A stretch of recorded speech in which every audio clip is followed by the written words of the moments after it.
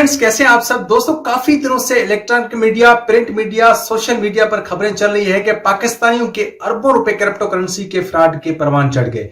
इस सारे फ्रॉड होने के बाद बहुत सारे लोग यही समझ रहे हैं कि क्रिप्टो करेंसी में इन्वेस्ट करना एक गैर कानूनी अमल है। लेकिन आज की वीडियो में हम इस पूरे क्रिप्टो करेंसी के होने वाले फ्रॉड के ऊपर बात करेंगे कि आया वाकई इस फ्रॉड के करने के पीछे बाइनेंस जैसी एक्सचेंजर इन्वॉल्व है या कोई और तरीका अपनाया गया है। इस वीडियो में पूरी तफसील से बात करेंगे और आपको यह भी बताएंगे कि इस तरह के फ्रॉड से फ्यूचर में कैसे बचा जा सकता है। दोस्तों, कुछ दिन पहले यानी 8 जनवरी को पाकिस्तान में 18 बिलियन रुपीस का क्रिप्टो करेंसी स्कैम सामने आया है, जिसके ऊपर FIA ने इन्वेस्टिगेशन भी स्टार्ट कर दी है। शुरुआती इन्वेस्टिगेशन के मुताबिक 11 ऐसी एप्लीकेशन बनाई गई थी जो पाकिस्तानी लोगों को क्रिप्टो करेंसी में इन्वेस्ट करने का कहकर पैसे बटोर रही थी। इन्वेस्टर बाइनेंस ऐप से डॉलर डालते थे, लेकिन अचानक से दिसंबर के लास्ट वीक में ये ऐप्स गायब होना स्टार्ट हो गई और लोगों के तकरीबन 18 बिलियन रुपए डूब गए। तो फ्रेंड्स, आइए हम समझते हैं कि ये स्कैम कैसे हुआ।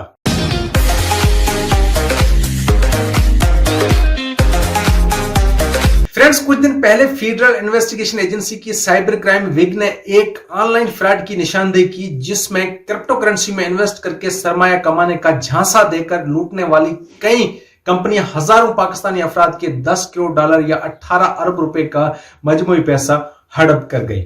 FIA की टीम के मुताबिक इस फ्रॉड में तकरीबन 11 ऐसे अकाउंट्स की निशानदेही की गई है जो क्रिप्टो करेंसी के एक्सचेंज में इस्तेमाल किए जाते थे और वो international crypto currency exchange Binance से मुंसलिक थे। बाइनेंस क्रिप्टो करेंसी का ट्रेड करने के लिए एक ऑनलाइन एक्सचेंज है जो तकरीबन सारी ट्रेड की जाने वाली क्रिप्टो करेंसीज को सपोर्ट करता है, जिसमें बिटकॉइन, लाइटकॉइन, इथेरियम, डोजकॉइन वगैरह शामिल है। इसके अलावा बाइनेंस ट्रेडर्स को अपनी क्रिप्टो करेंसी या इलेक्ट्रिक फंड्स स्टोर करने के लिए वॉलेट भी प्रोवाइड करता है, जहां पर क्रिप्टो करेंसी को स्टोर किया जाता है। ऐसे एक्सचेंज के जरिए लोग क्रिप्टो करेंसी खरीदते हैं और उतार चढ़ाव देखते हुए लेन देन के जरिए मुनाफा कमाते हैं। आमतौर पर क्रिप्टो करेंसी में पैसा लगाने वालों के लिए बाइनेंस एक्सचेंज एक प्लेटफॉर्म होता है जहां पर वो अपना अकाउंट खोलकर लेन देन कर सकते हैं, लेकिन कई लोग इस लेन देन करने के लिए इस तरह के ट्रस्टेड प्लेटफॉर्म से हटके दूसरी मोबाइल फोन एप्लीकेशंस और वेबसाइट्स भी इस्तेमाल करते हैं। मतलब कि बाइनेंस में सीधा पैसा लगाने के बजाय किसी और प्लेटफॉर्म के जरिए सरमाया लगाया जाता है। इस फ्रॉड में भी ऐसा ही हुआ है। इस फ्रॉड की इन्वेस्टिगेशन करने के लिए बाइनेंस की मरकजी टीम को भी तहकीकात का हिस्सा बनाया गया है। FIA की टीम के मुताबिक बाइनेंस टीम ने यकीन दिलाया है कि बाइनेंस ब्लॉकचेन एड्रेस इस्तेमाल करते हुए 11 एप्स के फ्रॉड की तहकीकात में FIA से मुकम्मल तावन करेगी और उन्हें उम्मीद है कि जल्द स्कैमर्स की शनाख्त की जा सकेगी। अगर देखा जाए तो इस ऑनलाइन फ्रॉड में उन लोगों को ज्यादा नुकसान हुआ है जो क्रिप्टो करेंसी को समझे बगैर अपना पैसा इन्वेस्ट करते हैं, लाखों और करोड़ों रुपए कमाना चाहते हैं। यह ऐसे ही है जैसे फर्ज करें कि आपके पास 20 लाख रुपए हैं और आप प्रॉपर्टी मार्केट में या रियल एस्टेट में सरमाया लगाना चाहते हैं। एक तरफ तो यह है कि आप खुद मार्केट को देखें, रिसर्च करें कि कहां पर पैसा लगाना चाहिए और कोई प्रॉपर्टी खरीदकर कुछ अरसे बाद मुनाफा पर बेच दें। दूसरा तरीका यह है कि आपके पास डीलर आता है जो कहता है कि आप अपना सरमाया उसे दे दें और वो कहता है कि जहां आप 6 माह में 5 से 10 लाख कमाएंगे, वहीं वो आपको 20 लाख से ज्यादा मुनाफा कमा के देगा। ज्यादातर लोग यही चाहते हैं कि वो किसी को पैसा थमा दें और वो शख्स उन्हें पैसा कमा कर दे। इनिशियल इन्वेस्टिगेशन के मुताबिक इस फ्रॉड में चंद लोगों ने मोबाइल फोन एप्लीकेशन बनाई जो क्रिप्टो करेंसी के एक्सचेंज नहीं थी। लोगों ने उनको पैसे भेजे जो बाइनेंस में लगाए गए, लेकिन फिर उन्होंने वहां से पैसे निकलवा लिए या ट्रांसफर करवा लिए। क्रिप्टो करेंसी पर काम करने वाले कहते हैं कि अगर पाकिस्तान ने क्रिप्टो करेंसी को रेगुलेट किया होता तो यह फ्रॉड मुश्किल था। अगर पाकिस्तान में कानून होता तो फिर पाकिस्तान की जानब से बाइनेंस को अपनी शराइत दी जाती कि अगर पाकिस्तानियों के अकाउंट खोले जाए तो किन शराइत पर खोले जाएं और क्या मालूमात ली जाएं जो हुकूमत को भी मुहैया की जाए।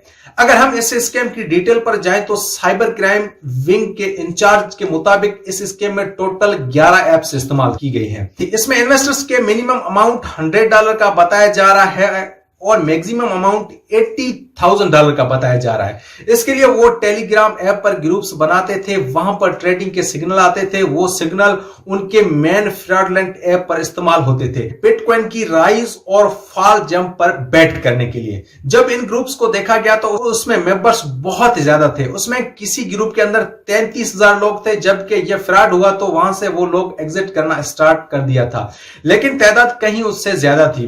तो इस तरह से किसी ऐप में 13,000, किसी ऐप में 20,000, किसी ऐप में 4,000 लोग थे। तो इस तरह से एक मोहतियात अंदाजा लेते हुए एक अंदाजा लगाया जा सकता है कि $100 मिलियन टोटल अमाउंट है, जो 18 अरब रुपए बनते हैं, लेकिन अमाउंट कहीं इससे ज्यादा भी हो सकती है। एग्जैक्ट फिगर तभी पता चलेगा जब सारे विक्टिम सामने आएंगे।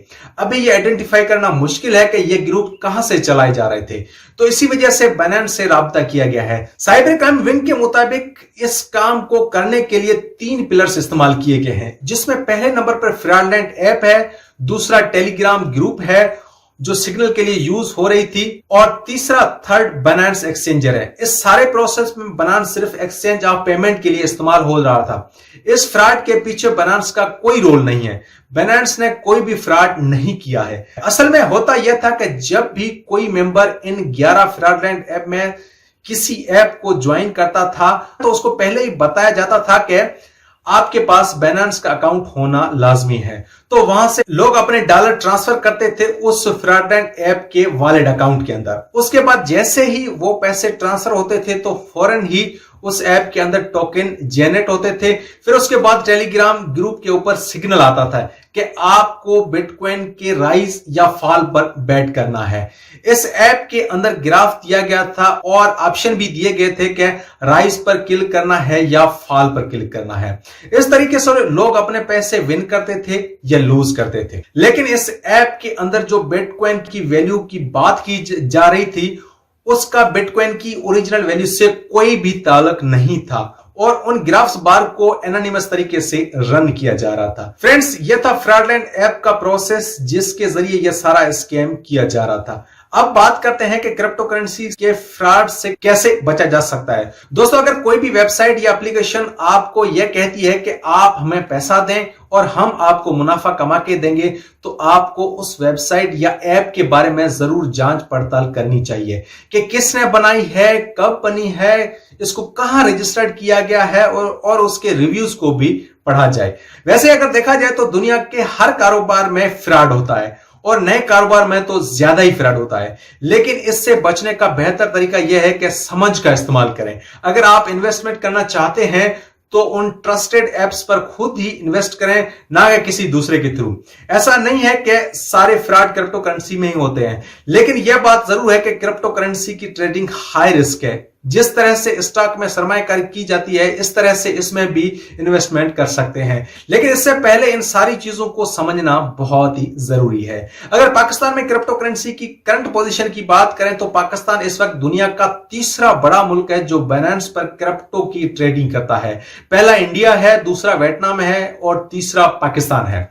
पाकिस्तान में अब तक क्रिप्टो करेंसी का कारोबार गैर कानूनी है। इस स्कैम का क्रिप्टो करेंसी के रियल एक्सचेंजर से कोई ताल्लुक नहीं है। यह सारा फ्रॉड दूसरी एप्स के थ्रू ही हुआ है, उसलिए बेहतर यही है कि इसको लीगल किया जाए।